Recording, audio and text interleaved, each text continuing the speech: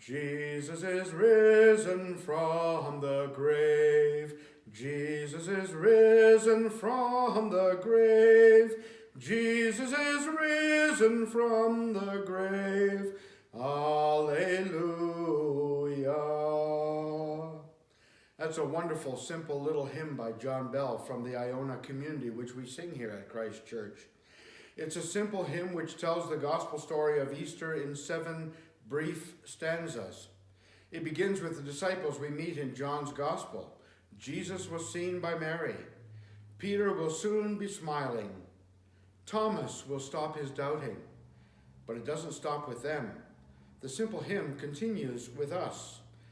Jesus will meet his people.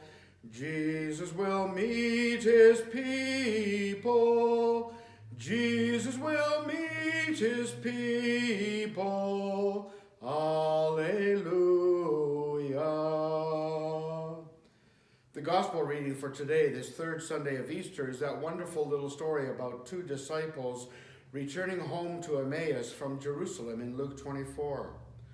One is named Cleopas, but Cleopas' companion is not named. I'm inclined to think that this unnamed disciple is probably Cleopas' wife. But as I reflect more deeply on it, I wonder if that unnamed disciple might stand in for us. Like those early disciples, we also are in a heavy time. Our hearts are burdened.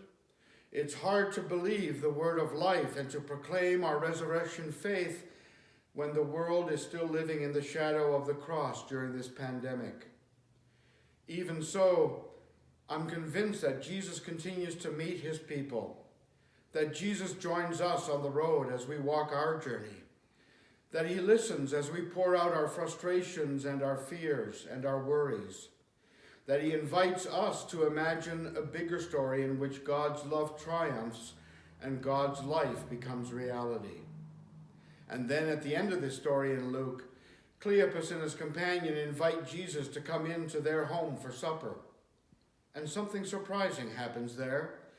The guest becomes the host. Jesus takes the bread, blesses it, breaks it, and shares it with them. It's the language of Eucharist, where we also take bread, bless God, break it, and share it with one another. Now, we can't come together for Eucharist in this time, but for me, communion has always meant that just as Jesus is present to us at this altar, so also Jesus is present to us at all the tables in our lives. Paul Tillich, the 20th century theologian, reminds us that when we share in communion, every meal becomes a communion meal. Every meal becomes a place where we encounter Jesus, and every person around that table becomes an angel.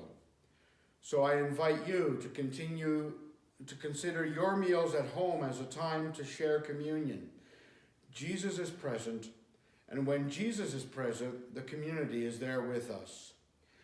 Jesus is here in bread and wine. Jesus is here in bread and wine. Jesus is here in bread and wine. Alleluia. And may God bless you and keep you now and all the days of your life. Amen.